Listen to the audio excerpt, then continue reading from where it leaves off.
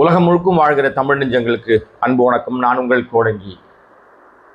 மிக முக்கியமான ஒரு வரலாற்று சிறப்புமிக்க தீர்ப்பு நேற்றைக்கு வழங்கப்பட்டது. அந்த தீர்ப்பினுடைய சாராம்சமும் எதனால் அந்த தீர்ப்பு இன்றைக்கு வரலாற்று சிறப்புமிக்க தீர்ப்பாக சொல்லப்படுகிறது என்ற விஷயத்தையும், அது என்ன தீர்ப்புன்னு உங்களுக்கு தெரியும். கரூர் கூட்ட நெரிசல்ல ஒரு நடிகனை பார்க்க போய் கூட்ட நெரிசல்ல செத்து போன 42 பேர்ல ஒரு 31 பேருக்கு கருணை அடிப்படையில் நம்ம முதலமைச்சர் சப்பு விஜய் கரூருக்கு போய் வழங்கினார் இல்லையா, அந்த வேலை இப்போது ரத்து செய்யப்பட்டிருக்கிறது. அது தற்காலிக வேலை தான் வழங்கப்பட்டுச்சு. அந்த வேலை இப்போது ரத்து செய்யப்பட்டிருக்கிறது. என்ன காரணங்களை சொல்லி ரத்து செய்யப்பட்டது அப்படின்றத தாண்டி இதன் பின்னாடி என்ன நடக்கும், இது எப்படி முன்னுதாரணமான ஒரு தீர்ப்பாக, வரலாற்று சிறப்புமிக்க தீர்ப்பாக மாறி போயிருக்கிறது அப்படின்றத பற்றி தான் நம்முடைய நேயர்களுக்கு நாம தெரிஞ்சுக்கிட்ட பல்வேறு விஷயங்களை பேசலான் இருக்கேன். ஸோ இந்த கரூர் இன்சிடென்ட் உங்க எல்லாருக்குமே தெரியும். அது ஒரு நடிகனை பார்க்க வந்த கூட்டம். இந்த நடிகராக இருந்த அப்போதைய நடிகர் விஜய், இப்போதைய முதலமைச்சர் சப்பு விஜய் அப்ப சரியான நேரத்துக்கு போயிருந்தால், காலையில 8:45 மணிக்கு தான் வீட்டுல இருந்தே கிளம்பக்கூடிய அந்த செயலை கரெக்டா செஞ்சிருந்தார்னா, அவர் அங்க 12 மணிக்கு கரெக்டா போயிருந்தார்னா, 1 மணிக்காவது அட்லீஸ்ட் போய் பேசியிருந்தார்னா இந்த மரணங்கள் நடந்திருக்காது என்பது எல்லாருக்கும் தெரிந்த உண்மை. ஆனால் எல்லாருக்கும் தெரிந்த உண்மையை கூட ஒத்துக்கொள்வதற்கு மனமில்லாத மோசமான குணம் படைத்த தற்குறி கூட்டத்தால் இன்றளவும் கட்டமைக்கப்படுகிற பொய் என்னன்னா, அன்றைக்கு காவல்துறை சரியான பாதுகாப்பு கொடுக்கல, திட்டமிட்ட படுகொலை, திட்டமிட்ட சதி, அதற்கு காரணம் செந்தில் பாலாஜி, அதற்கு காரணம் திமுக அரசாங்கம், அதற்கு காரணம் போலீசார். ஏன்னா இந்த ஆதவ் என்கிற ஒரு அமைச்சர் கொஞ்சம் நெடுன்னு வளர்ந்துருக்காருல்ல, வழக்கத்தை விடமா கொஞ்சம் அதிகமா வளர்ந்துருக்கிறதுனால மூளையும் ரொம்ப ஜாஸ்தியா வளர்ந்துருக்கும்னு யாராவது நம்புனீங்கன்னா அதுக்கு கம்பெனி பொறுப்பு இல்லை. அப்பேற்பட்ட அமைச்சர் போலீஸ் தான் கொலை பண்ணிச்சுன்னு பேசுறார். ஒரு அமைச்சர் காவல்துறை வச்சு கொன்னுட்டீங்களேன்னு பேசுற அந்த அமைச்சர் மீது எந்த நடவடிக்கையும் எடுக்க முடியாத நிலைமையில இன்றைக்கு கையேறு நிலைமையில இருக்காங்க. அதற்கு காரணம் நம்முடைய சட்டத்திட்டங்கள் இருக்கிற பல ஓட்டைகள். அதிகாரத்தில் இருக்கிறவன் என்ன ஒன்னா பேசிடலாம், அதிகாரம் இழந்தவன் என்ன நியாயமா பேசினா கூட அவனை பிடிச்சி ஜெயில போடலாம். அதுதான் இன்னைக்கு இருக்கு. எனிவே ஓகே, நம்ம பாயிண்ட்டுக்கு வரேன். இப்ப அந்த 42 நெரிசல் மரணங்கள்ல 31 பேருக்கு அரசு வேலை தருவதற்கான பூர்வாங்க பணிகளை செய்யும் போதே பல பேர் அதை கடுமையாக எதிர்த்தார்கள். இது ரொம்ப தப்பு, அதை கொடுக்க கூடாது, இது ஒரு தவறான முன்னுதாரணமா மாறிடும். ஒரு நடிகனை பார்க்க இது ஒரு அரசால் நடத்தப்பட்ட பயங்கரவாதமான ஒரு சம்பவம் இல்லை. நீங்க தூத்துக்குடி சம்பவத்தை உதாரணமா சொல்லுவாங்க. ஆனால் தூத்துக்குடி சம்பவம் என்பது போலீஸ் பயங்கரவாதம், அரச பயங்கரவாதம், திட்டமிட்ட படுகொலை, அமைதியான முறையில போராடின மக்கள் மீது வேண்டுமென்றே துப்பாக்கியால் சுட்டு, யாரெல்லாம் போராட்டத்துக்கு முக்கிய காரணிகளாக இருந்தால் அவங்கள தேடி தேடி சுட்டு கொன்ன கொடூரத்தினுடைய வெளிப்பாடு தூத்துக்குடி ஸ்டெர்லைட் ஆலையினுடைய அந்த கடைசி நாள் போராட்டம். அதுல பாதிக்கப்பட்டவர்களுக்கு வேலை கொடுக்குறாங்கன்னா அதுல நியாயம் இருக்கிறது அப்படின்னு ஒரு பார்வை இருக்கும். ஆனால் இது ஒரு நடிகனை பார்க்க வந்த கூட்டம். நடிகனுடைய தவறான செய்கையால், தப்பான டைமால், நேரத்துக்கு வராத அந்த ஒரு அயோக்கியத்தனத்தினால் இந்த உயிரிழப்புகள் நடந்திருக்கு. ஒரு தனி மனித தவறு இது அரசு தவறாக சொல்ல முடியாது. ஏன்னா அங்கே அரசு அவர்களுக்கு செய்ய வேண்டிய அனைத்தையுமே எச்சரிக்கையும் கொடுத்து கூட பஸ்ஸை உள்ள கொண்டு போனது பஸ் ஓட்டுநர் தவறு. அந்த ஓட்டுநருக்கு இன்ஸ்ட்ரக்ஷன் கொடுத்த எந்த நாதாரியோ அந்த நாதாரி தவறு. அது எந்த நாதாரின்னு தெரியல இது வரைக்கும். ஆனா பஸ்ஸுக்குள்ள இருந்தவன் தான் அதுக்கெல்லாம் காரணம். யாரவனா நீங்க ஃபில்அப் பண்ணீங்க.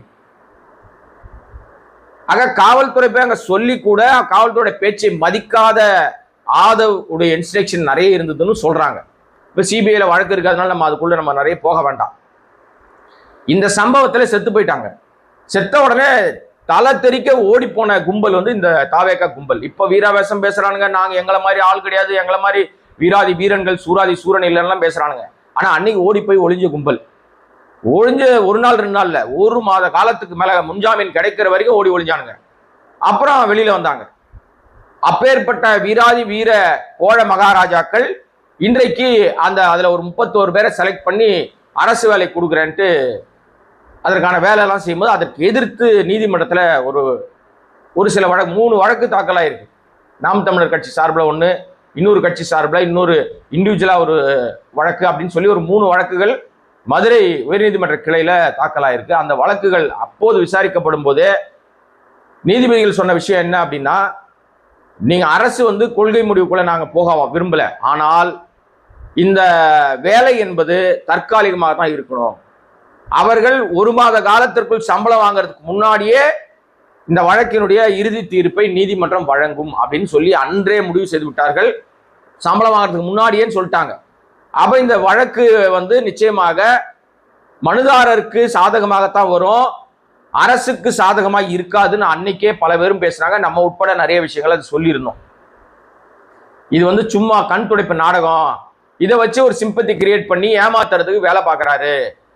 கரூர்ல ஜெயிக்கணும்னு சொல்றதுக்காக, ஏன்னா கரூர்ல இடைத்தேர்தல் வந்துருச்சு, கரூர்ல ஜெயிக்கணுன்றதுக்காகவே இந்த நாடகம் ஆடுகிறார் நம்ம முதலமைச்சர் சப்பு விஜய் அப்படின்னு சொல்லி நம்ம தெளிவாகவே சொல்லியிருந்தோம்.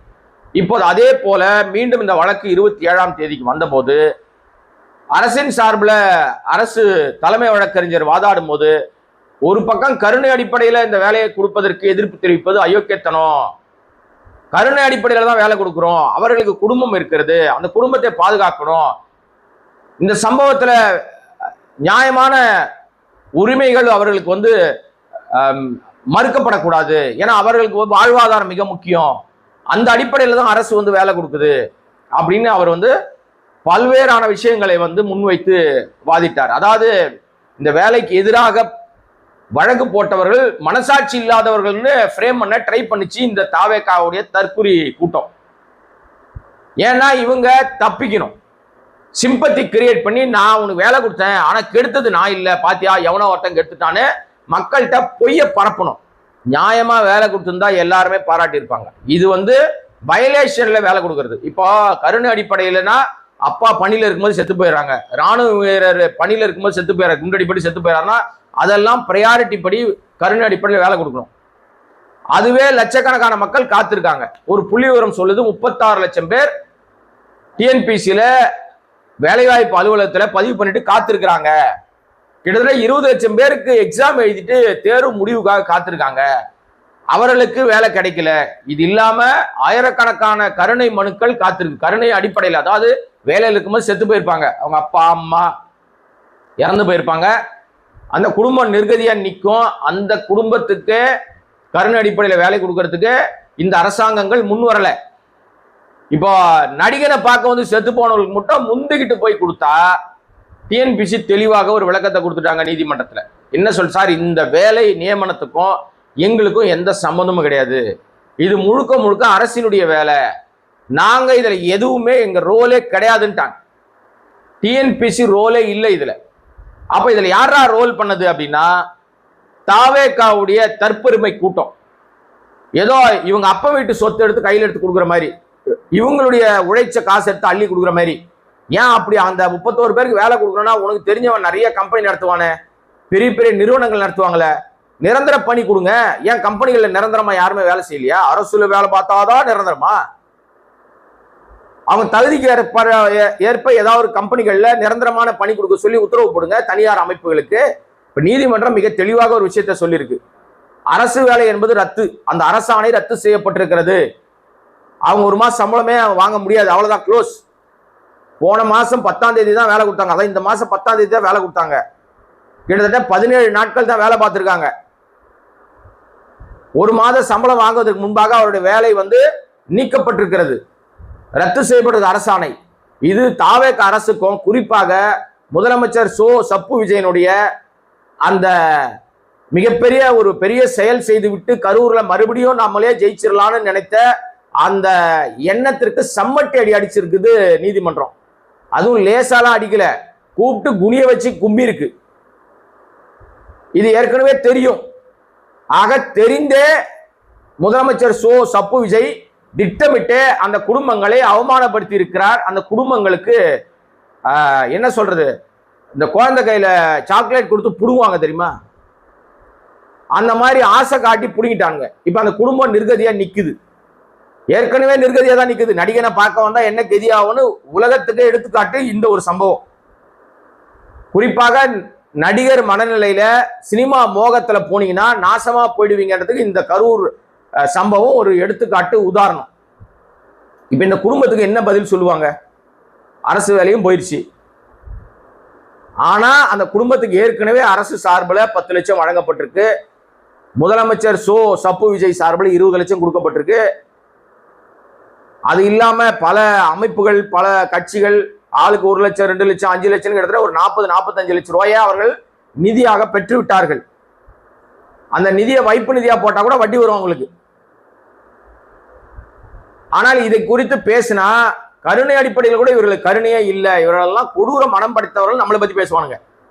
அப்ப அப்பாவியாக லட்சக்கணக்கான பேர் படிச்சுட்டு பகலா வந்து கண் விழித்து படித்து கஷ்டப்பட்டு எக்ஸாம் எழுதி டிஎன்பிசி எழுதி தேர்வு முடிவுகளுக்காக காத்திருக்கிறவன் அவனுக்கு வேலையா கிடையாதுன்னு தூக்கி போட்டு திடீர்னு வந்து நீங்க வந்து உங்களை பார்க்க வந்து உங்களுக்கு அதிகாரம் கிடைச்சிட்ட உடனே இந்த அட்ராசிட்டி பண்ணீங்கன்னா இது நாளைக்கு வந்து தொடர்கதையா நடக்குதுங்க. நீதிமன்றத்தில் அந்த பதில் வந்திருக்கிறது. பட்டாசு ஆலை அடிக்கடி விபத்து ஏற்பட்டு பல பேர் செத்து போறாங்க, அவங்களுக்கு உரிய இழப்பீடும் வழங்கப்படுறதில்ல. அரசு வேலை கொடுத்துருவீங்களா? கொடுக்க சட்டத்தில் இடம் இருக்கா? சாலை விபத்துல பஸ் திடீர்னு மோதி பல பேர் செத்து போயிடுறாங்க, அவர்களுக்கு அரசு வேலை கொடுத்துட முடியுமா? ஏராளமான கேள்விகள் வருது. இந்த அடிப்படையில் தான் தாவேக அரசாங்கம் செய்த இந்த தன்னை விளம்பரப்படுத்திக் கொள்வதற்காக தனக்கு இருக்கிற அதிகாரத்தை துஷ்பிரயோகம் பண்ணி, இது வந்து அதிகார துஷ்பிரயோகம், இது ஆணவத்தினுடைய உச்சம். எல்லாருமே சொன்னாங்க அது கொடுக்க முடியாதுங்க, வேண்டாம், லாஜிக்கா செட் ஆகாது, நிச்சயமா நீதிமன்றத்தில் அந்த வழக்கு போச்சுன்னா நிக்காது அப்படின்னு சொன்னாங்க. ஆனா மிக தெளிவாக நீதியரசர்கள் அலோ பண்ணிட்டு, இது எப்படி தெரியுமா இருக்கு, நீதியரசர்கள் அன்றைக்கு அலோ பண்ணிட்டாங்க. அதாவது என்னன்னா தற்காலிகமா வேலை கொடுங்கன்ட்டாங்க. தாவேக்காவும் சரி முதலமைச்சர் சப்பு விஜயும் அன்னைக்கு என்ன நினைச்சிருப்பாருன்னா தற்காலிக வேலை கண்டிப்பாக நிரந்தரம் ஆயிரும் அப்படின்னு நினைச்சிருப்பார். ஆனால் இன்றைக்கு அரசாங்கம் அதை கொடுத்த அந்த வேலையை நீதிமன்றம் புடுங்கிருச்சு, பீஸ் புடுங்கிருச்சு. இப்ப நீதிமன்றத்தினுடைய உத்தரவை எதிர்த்து நிச்சயமாக தாவேக்கா மேல்முறையீடு செய்யும். உச்ச நீதிமன்றத்தில் போய் தமிழ்நாடு அரசு சார்பில் மேல்முறையீடு போவாங்க. நீ உள்ளூர் கோர்ட்ல தமிழ்நாட்டில் இங்க அசிங்கப்படுறது பத்தாதுன்னு உங்களுடைய தவறான செய்கையை உச்ச நீதிமன்றம் போய் கேவலப்பட போறாங்க. இதோடு அவர்கள் விட்டு நீதிமன்றம் அடுத்ததா ஒன்று சொல்லி இருக்குது. அந்த தீர்ப்பிலேயே அவர்களுக்கு திறன் வளர்க்கிற பயிற்சியை ஏன் நீங்க கொடுக்க கூடாதுன்னு கேட்டிருக்கு. அதாவது அது அப்படின்னா என்ன அர்த்தம்னா, அந்த இறந்து போன குடும்பங்கள் 41-42 குடும்பங்களுக்கு அவருடைய வாழ்வாதாரத்தை மேம்படுத்தி கொள்வதற்காக சுய தொழில் செய்வதற்கான திட்டங்களை ஏற்படுத்தி, அவர்களுக்கு என்ன தெரியும், விவசாயம் தெரியுமா, டெய்லரிங் தெரியுமா, ஒரு கைவினை பொருள் தெரியுமா, இல்லை அவங்க மேனுஃபேக்சர் எதனா பண்றாங்களா, இல்லை ஏதோ ஒரு விஷயத்த செய்ய முடியுமா, அவர்களுக்கு பயிற்சி கொடுத்து அதற்கு வங்கி கடனும் கொடுத்து அவர்களை தொழில் முதலீட்டாளர்களா மாற்றக்கூடாதா அப்படின்ற ஒரு கேள்விதான். திறன் வாய்ப்புகளை ஏன் உருவாக்கக்கூடாது அப்படின்னு சொல்லியிருக்குது. இதை வந்து இந்த அரசாங்கம் கையில் எடுத்தால் அடுத்த கட்ட நகரம். நான் எங்க அப்பன் வந்து குதிரைக்குள்ள இல்ல, நான் பிடிச்ச முயலுக்கு 3 கால் தான் சொல்லிட்டு உச்சநீதிமன்றத்தை நாடி நாங்க எப்படினாலும் ஜெயிச்சிருவோம்னு போனா அங்கேயும் செருப்படி தான் கிடைக்கும். ஏன்னா இது வந்து சட்ட ரீதியாகவும் தவறான ஒரு அணுகுமுறை, வரலாற்று ரீதியாகவும் தவறான அணுகுமுறை. இப்படி ஒரு சம்பவம் நடந்தால் நாளைக்கு இது போன்ற சப்பு விஜயனுடைய கூட்டங்களுக்கு போய் செத்து போயிட்டா அரசு வேலை கன்ஃபார்ம்ன்ற ஒரு எண்ணம் வந்துடும். ஒண்ணு, இனிமே எந்த நடிகர் கூட்டத்துக்கு போய் கூட்டம் போட்டு அதுல நெரிசல்ல சிக்கி போயிட்டா அரசாங்க வேலை கிடைக்கும்னு நினைக்கிறது 2வது வகை. அப்ப அதெல்லாம் தவறான முன்னுதாரணமா மாறி போயிட்டு தவறான சம்பவங்களுக்கு வழிவகுக்கிற விஷயமா மாறி போயிடும். இது தற்செயலா நடந்த ஒரு விபத்தை திட்டமிட்ட விஷயங்களாக மாற்றுவதற்கு கூட பிற்காலங்கள்ல வாய்ப்பு வரும்ன்ற ஒரு பதட்டமோ அச்சமோ ஏற்பட்டிருக்கு. இதற்கு காரணம் தான் சுய ஒழுக்கம் இல்லாம டைமுக்கு போகாம திமிர்த்தனமா ஆணவத்தினுடைய உச்சத்துல திட்டமிட்டுன்ற வார்த்தையை நான் மீண்டும் பதிவு செய்யறேன். ஏன்னா அந்த இடத்துல போக்கஸ் லைட்லாம் போட்டு வச்சிருந்தாங்க. அந்த கரூர்ல வேலுச்சாமிபுரத்துல அந்த சம்பவம் நடந்த இடத்துல இரவுதான் வரப்போகிறார் என்பதை முன்கூட்டியே அந்த இருக்கிற நிர்வாகி அனைவருக்குமே தெரிந்திருக்கிறது. அந்த அடிப்படையில போக்கஸ் லைட்டு, கூடுதல் வெளிச்சம் தரக்கூடிய விளக்குகள்லாம் அங்க ஏற்கனவே செட் செய்யப்பட்டிருந்தது. காரணம் என்ன, பகல்ல வந்து பேசிட்டு போறவருக்கு எதுக்கு லைட்டு, அப்ப திட்டமிட்டு இவங்க லேட்டா தான் வருவோம்னு முன்கூடியே முடிவு செய்து விட்டார்கள். அதனாலதான் முன்னாடியே மக்கள் கூட்டத்தை காட்டி தனக்கு பெரிய செல்வாக்கு இருப்பதாக காட்டுவதற்காக முயற்சி எடுத்து அப்பாவி ஜனங்களை கொன்று குவித்திருக்கிறது தாவேக அரசாங்கம். அதுக்கு மடமாத்தி போலீஸ்காரங்க சாவச்சாங்கன்னு இந்த அமைச்சர் பேசி இப்போ அவருக்கு வாய்ப்பூட்டு போடப்பட்டிருக்கிறது. இப்பெல்லாம் ஆதவ அர்ஜுனா எங்கேயும் பேசுறது இல்லை. நெடுன்னு வளர்ந்தா மட்டும் போதாது, கொஞ்சம் மூளையும் இருக்கணும். எதை எங்க பேசணும், இதை நம்ம பேசலாமா, நம்ம அமைச்சரா இருக்கிறோமே, இந்த வார்த்தையை போய் சொல்றோமே, வழக்கு நிலுவையில் இருக்கும் போதே பேசுறோமே, வழக்கின் போக்கை திசை மாத்தாதா, திசை திருப்பாதா? ஏன்னா இப்ப 41 பேர் 31 பேருக்கு அரசு வேலை கொடுக்குறாங்க, பணம் கொடுக்குறாங்கன்னா அது அந்த வழக்கில் சம்பந்தப்பட்டவர்களை இன்ஃப்ளூயன்ஸ் பண்ற வேலை. இது அரசாங்கம் செய்வதாக சொன்னாலும் அது செய்வது யாரு? அன்றைக்கு அந்த நடிகரை பார்க்க வந்த கூட்டம் தான் செத்து போச்சு. அந்த நடிகர் இன்றைக்கு முதலமைச்சராக இருக்கிறார். வேற யாரும் இல்லை, நம்முடைய முதலமைச்சர் சப்பு விஜய் தான். அப்ப அவர் கையாலே வேலை ஆணையம் கொடுக்கிறார். இப்ப அந்த வேலை ஆணையம் நீதிமன்றம் புடுங்கிடுச்சு. இதுதான் இன்றைக்கு பேசுபொருளாக மாறி இருக்கிறது. இதற்கு காரணமே தாவேக அரசாங்கம் தான். அப்ப இது நிச்சயமாக கண்டிப்பா ஒரு பெரிய செட்பேக், பின்னடைவு, அவமானம். ஆனா இந்த கும்பல் துப்புனா தொடச்சிக்கிற கும்பல், அதனால அதை பத்தி அவங்க கவலைப்பட மாட்டாங்க. இதை எதிர்த்து மீண்டும் அவங்க நீதிமன்றத்தை நாடுவதற்கு, சுப்ரீம் கோர்ட்டை நாடுவதற்கு தயாராயிட்டாங்க. அதற்கான வேலைகள் நடக்குதுன்றாங்க. எங்க போனாலும் அவர்களுக்கு இதே நிலை தான் நீடிக்கும். ஸோ இது ஒரு பெரிய வரலாற்று சிறப்புமிக்க தீர்ப்பாக பார்க்கப்பட்டுச்சு. காரணம் என்னன்னா, எல்லாருக்குமான தீர்ப்பு. இப்ப என்னன்னா, இது போன்ற சூழ்நிலையில இனிமே நாளைக்கு மிக ஜாக்கிரதையாக இருக்கணும் என்பது இதன் மூலமாக வெளிப்படையா தெரியுது. ஸோ இந்த அரசாங்கம் என்ன பண்ண போகுது அப்படின்றத பொறுத்து பார்ப்போம். அதோட நம்முடைய சேனலை சப்ஸ்கிரைப் பண்ணாம பார்த்துருக்காங்க மக்களை சப்ஸ்கிரைப் பண்ணுங்க, சப்போர்ட் பண்ணுங்க. இன்னும் பல விஷயங்கள் பேசலாம். நன்றி, வணக்கம்.